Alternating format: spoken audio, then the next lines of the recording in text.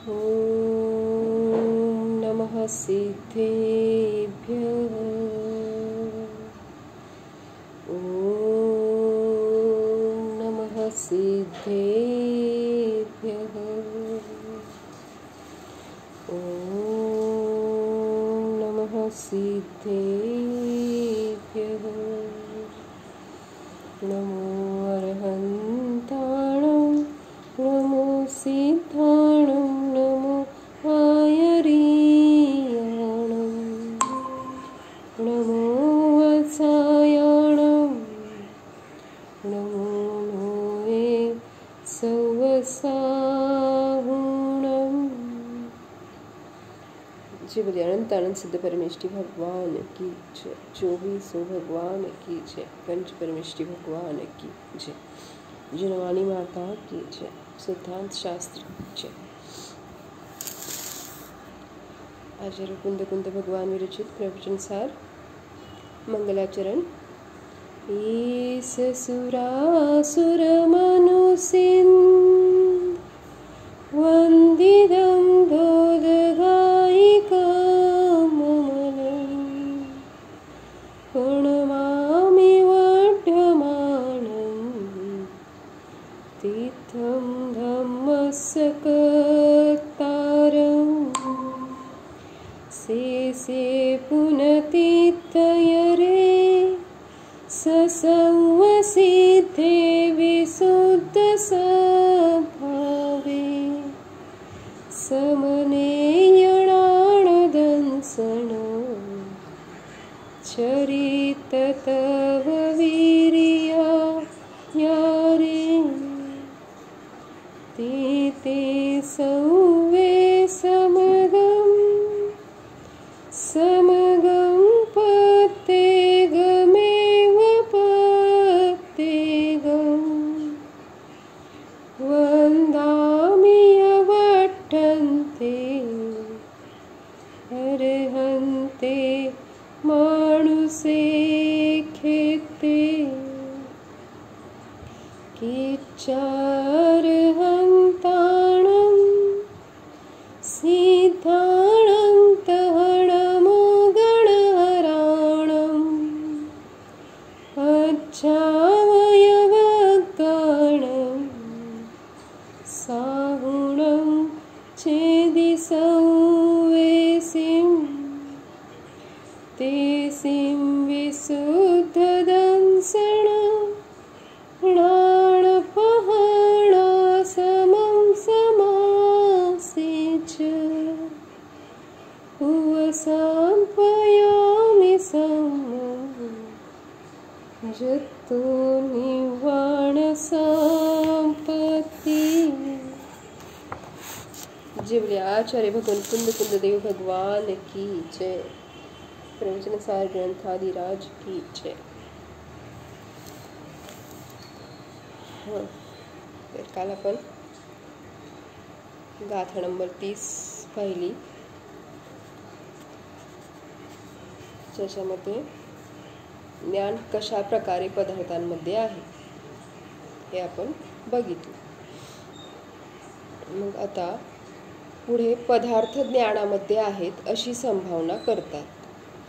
संभावयती या क्रियापदावरून हे ध्वनित होते की निश्चयाने ज्ञान ज्ञानामध्ये आहे व पदार्थ पदार्थांमध्येच राहतात। तथापि ज्या दृष्टीने ज्ञानाचे पदार्थांमध्ये व्यापणे सांगितले त्याच दृष्टीने पदार्थांचे ज्ञानामध्ये राहणे सांगितले आहे। तर गाथा घेऊयात। 31वी पेज नंबर 193 आहे। जदि तेन सन्ति यथा प्राणेनाणं न होदि संवगयं वाणाणं कहं न नानठ्ठियाथा। जदि तेन सन्ति यथा प्राणेनाणं न होदि संवगयं वाणाणं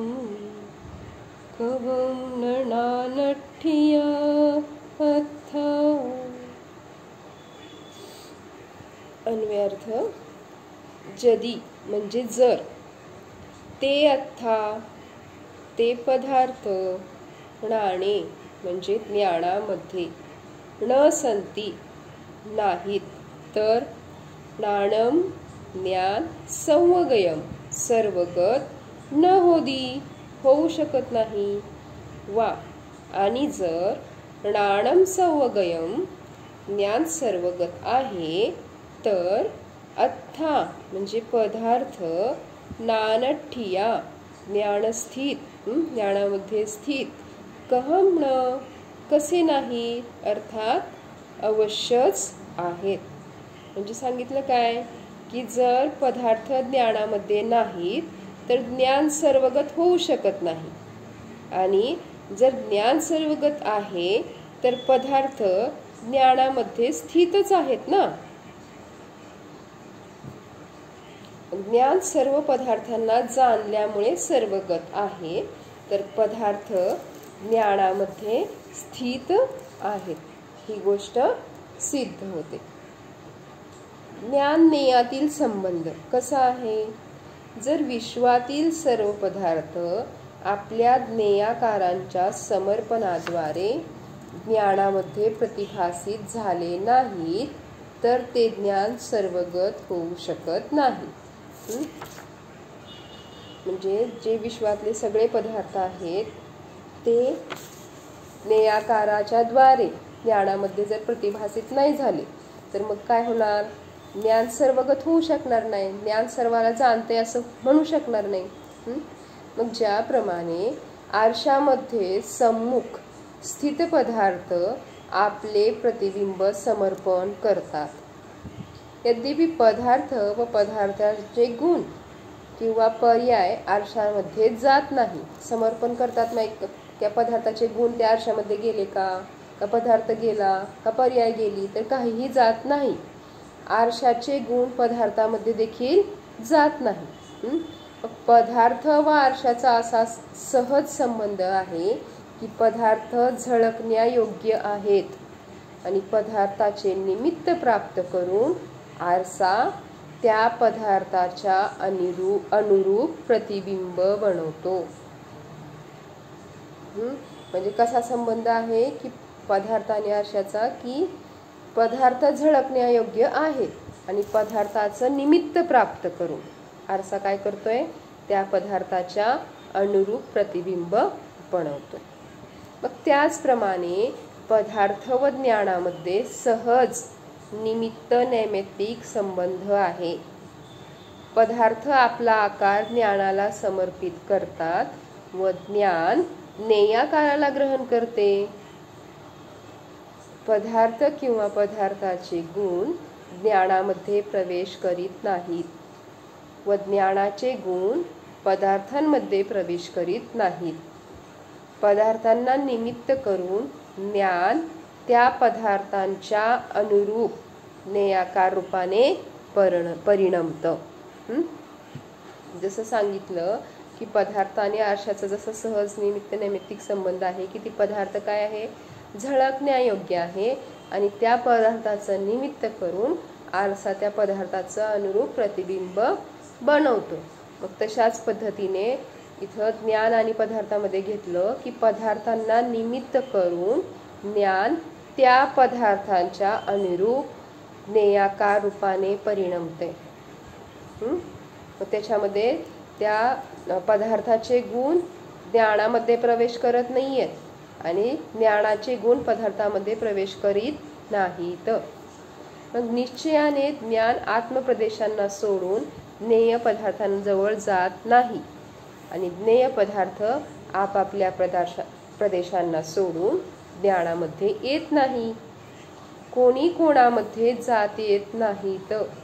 तथापि व्यवहारज्ञाने जेव्हा सर्व ज्ञेयांचे आकार ज्ञानामध्ये प्रतिबिंबित होतात तेव्हा जाणण्याच्या अपेक्षेने ज्ञान ज्ञेयामध्ये व्याप्त झाल्यामुळे सर्वगत व सर्वव्यापक आहे. तसेच पदार्थ सुद्धा ज्ञानामध्ये प्राप्त, गत व व्याप्त आहेत. म्हणजे कोणीच कोणामध्ये प्रवेश करत नाही, जात येत नाही. पण तरी सुद्धा व्यवहार नयाने सर्व ज्ञानाचे आकार काय होत आहेत, ज्ञानामध्ये प्रतिबिंबित होत आहेत, झळकत आहेत. मग तेव्हा जाणण्याच्या अपेक्षेने ज्ञान नयामध्ये व्याप्त झाल्यामुळे सर्वगत आणि सर्वव्यापक आहे असं म्हटलं जातं. असं आहे. मग तसंच पदार्थ सुद्धा काय आहेत, ज्ञानामध्ये प्राप्त म्हटलं जातं, गत किंवा व्याप्त आहेत असं म्हणतात. कोणत्या नयाने? व्यवहार नयाने. निश्चय नयाने काय आहे, पदार्थ आपल्या प्रदेशांना सोडून ज्ञानामध्ये येत नाहीत आणि ज्ञान सुद्धा आत्मप्रदेशाला सोडून ज्ञेय पदार्थाजवळ जात नाहीच. ज्याप्रमाणे आरशामध्ये मोर, बालक, अग्नी, वृक्ष इत्यादिकांचे प्रतिबिंब पडते. निश्चयाने प्रतिबिंब आरशाचीच अवस्था आहे. तथापि आरशामध्ये प्रतिबिंब पाहून काय म्हटलं जातं की हा मोर आहे किंवा हा बालक आहे, ही अग्नी आहे, हे वृक्ष आहे असं म्हटलं जातं आरशामध्ये. मग असे कार्यामध्ये कारणाचा उपचार करून व्यवहारानं म्हटलं जातंय. बाहेरचा मोर आरशातील मोराच्या प्रतिबिंबाला कारण आहे, निमित्त आहे, व आरशातील मोराचे प्रतिबिंब कार्य आहे. म्हणून उपचाराने आरशातील मोराच्या प्रतिबिंबाला मोर म्हटलं. कारणाचं निमित्त झाल्यामुळं कार्य झालं आणि ते कार्याला काय म्हटलं, मोर म्हटलं त्या प्रतिबिंबालाच. मग त्याचप्रमाणे ज्ञानरूपी आरशामध्ये सर्व पदार्थांच्या आकाराचे प्रतिबिंब पडते. अर्थात पदार्थांच्या आकाराच्या निमित्ताने ज्ञानामध्ये ज्ञानाची अवस्था ज्ञेयाकार होते. काय सांगितलं की ज्ञानरूपी आरशामध्ये सुद्धा सर्व पदार्थांच्या आकारांचे प्रतिबिंब पडते. प्रतिबिंब पडते म्हणजे काय होते की त्या पदार्थांच्या आकाराच्या निमित्तानं ज्ञानामध्ये त्याची अवस्था ज्ञेयाकार होते, ज्ञानाची अवस्था. कारण जर असे नसते तर ज्ञान सर्व पदार्थांना जाणू शकले नसते. तेथे निश्चयाने ज्ञानामध्ये होणारे ज्ञेयाकार ज्ञानाच्याच अवस्था आहेत. पदार्थांचे आकार ज्ञानामध्ये प्रविष्ट झालेले नाहीत. जसं प्रतिबिंब ही आरशाचीच अवस्था आहे. मोर त्या आरशामध्ये प्रविष्ट झालेला नाही. मग निश्चयाने असे असताना सुद्धा व्यवहाराने ज्ञानामध्ये होणाऱ्या ज्ञेयाकारांचे कारण पदार्थांचे आकार आहे. कारण पदार्थांचे आकार जर निमित्त नसते तर ते ज्ञानामध्ये ज्ञेयाकार झालेच नसते ना. मग त्या पदार्थांच्या आकाराचे कारण पदार्थ आहेत. अशा प्रकारे परंपरेने ज्ञानामध्ये होणाऱ्या ज्ञेयाकारांचे कारण पदार्थ आहेत. म्हणून त्या ज्ञानाच्या अवस्थारूप ज्ञेयाकारांना ज्ञानामध्ये पाहून कार्यामध्ये कारणांचा उपचार करून व्यवहाराने असे म्हटले जाते की पदार्थ ज्ञानामध्ये आहेत. काय म्हटले? उपचार करून व्यवहाराने म्हटले जाते. मग अशा प्रकारे ज्ञान आणि पदार्थाचा संबंध आपण इथे बघितला किंवा ज्ञान आणि ज्ञेयातील संबंध. मग पुढे काय सांगतायत? ज्ञान स्वभावाच्या अवलंबनाने शाश्वत सुखाची सिद्धी. ज्ञान स्वभावाचं अवलंबन जर घेतलं तर काय आहे? शाश्वत सुखाची सिद्धी सांगितली. बघा, निर्मल ज्ञानाचा महिमा अगाध आहे. जगामध्ये जे सत आहे ते निर्मल ज्ञानाच्या बाहेर नाही. सर्व पदार्थ अवश्य झळकतात.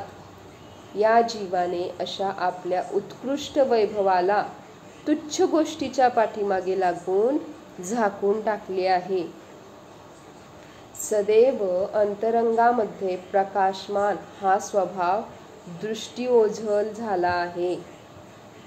धर्म स्वतःमध्येच आहे, परंतु त्याचा पत्ता माहीत नसल्यामुळे बाहेर शोधाशोध सुरू आहे. एक दृष्टांत सांगतात बघा. एक शेठजी होते. त्यांनी वही खात्यामध्ये लिहून ठेवले होते की मुलांनो, जेव्हा तुम्हाला गरिबी सतावेल तेव्हा थंब सिंहाकडून धन घ्या.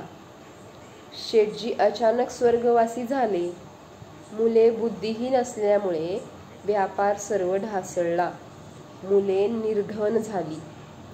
मुलांचा एक दिवस वही खात्यामध्ये लिहिलेल्या लेखावर दृष्टी पडली मुलांची.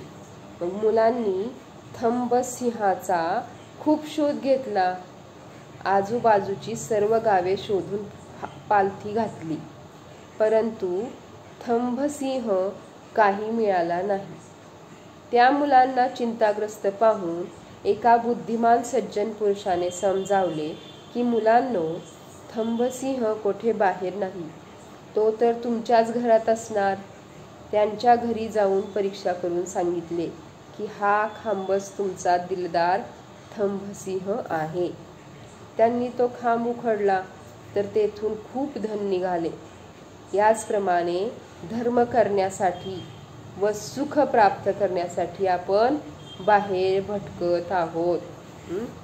धर्म, सुख, ज्ञान सर्व आपल्यामध्येच आहे, स्वतःमध्येच आहे. मोहामुळे व्यर्थच बाहेर भटकून आपण क्लेश भोगत आहोत. आतापर्यंत वेळ गेली ती गेली. आता पुढे काय करायचे हे ठरवूया. कर्तव्य केवळ एवढेच आहे की सर्व दृष्टींनी परिपूर्ण स्वचा निश्चय करून अखंड निज सतचे अभेद स्वभावाने अनुभव करणे. काय कर्तव्य आहे, काय करणे सांगितलंय की सर्व दृष्टीने परिपूर्ण असा निज स्वरूप, आपलं स्वस्वरूप निश्चय करून अखंड निज सतचे अभेद स्वभावाने अनुभव करायचे. शुद्धात्मानुभव सांगितला आहे. हेच आपलं कर्तव्य आहे. ज्ञान आणि ज्ञेयाचा असा स्वभाव आहे की ज्ञानामध्ये ज्ञेयांना झळकावेच लागते. तरी सुद्धा ज्ञेयाला जाणल्यामुळे आनंद नाही, तर ज्ञानाच्या अविकारतेमुळे आहे. असे जाणून ज्ञेयाच्या प्रती थोडेही आकर्षित न होता अविकार सहज ज्ञान स्वभावाची आराधना करावी. कसा आहे ज्ञान स्वभाव? अविकार आहे, सहज आहे, नॅचरल आहे. मग या ज्ञान तत्व प्रज्ञापन अधिकारामध्ये मुख्यतः आत्म्याच्या सर्वज्ञ स्वभावाची सिद्धी केली.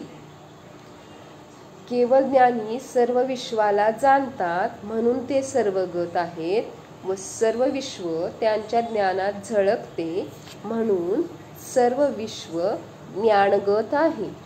मग अशा प्रकारे ज्ञान व पदार्थ यांची परस्परामध्ये प्रवृत्ती होते.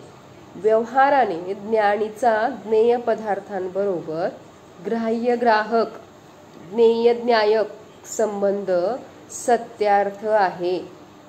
तरी सुद्धा निश्चयाने ज्ञेय पदार्थांशी भिन्नपणाच आहे.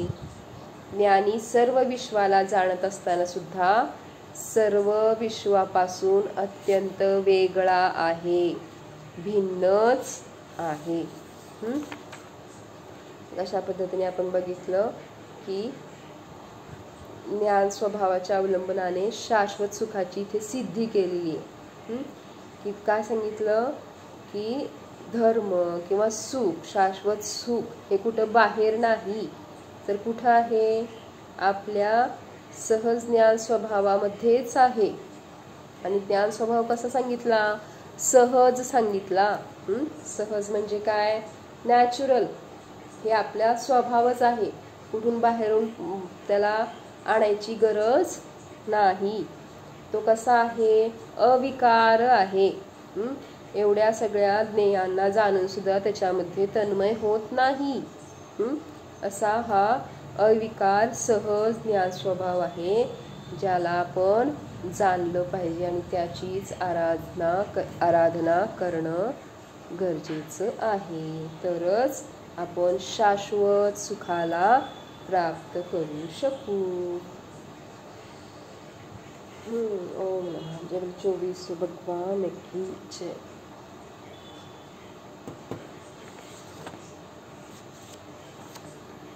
जावानी के ज्ञान से सूझे नु कालो, सोआनी मस्तक नमो सदा देत हूँ दो।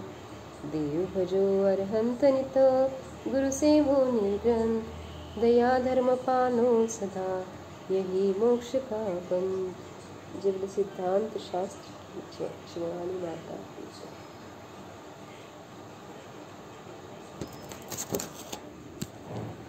सावधान।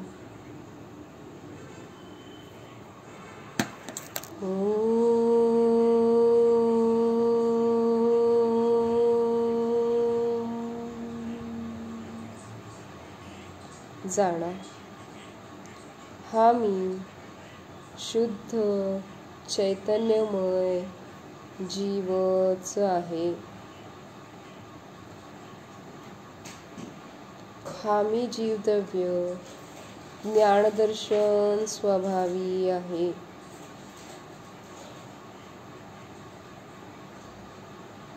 या माझ्या शुद्ध चैतन्य आत्म्यामध्ये खरे सुख आहे, शाश्वत सुख आहे। मला सुखासाठी बाहेर भटकण्याची किंचित मात्रही गरज नाहीच।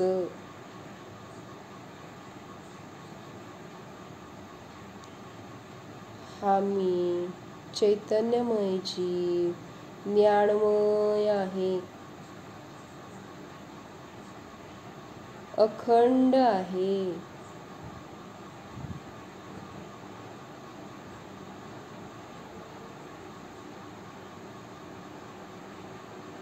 जाणा अखंड स्वरूप जाणा,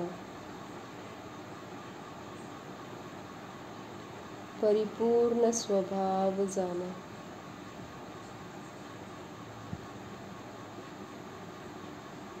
हा मी शुद्धात्मा अविकार स्वरूपीच आहे।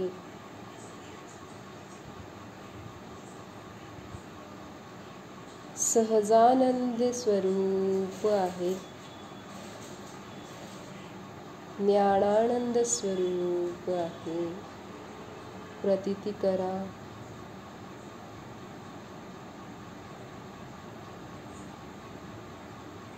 चिदानंद स्वरूप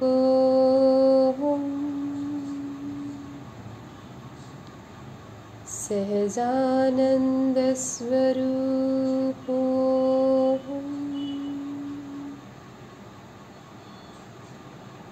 सर्वज्ञ स्वरूप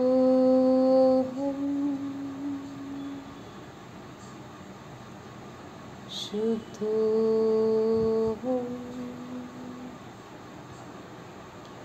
शाश्वतो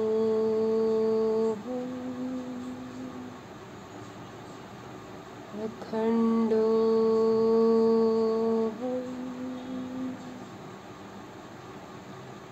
जीवो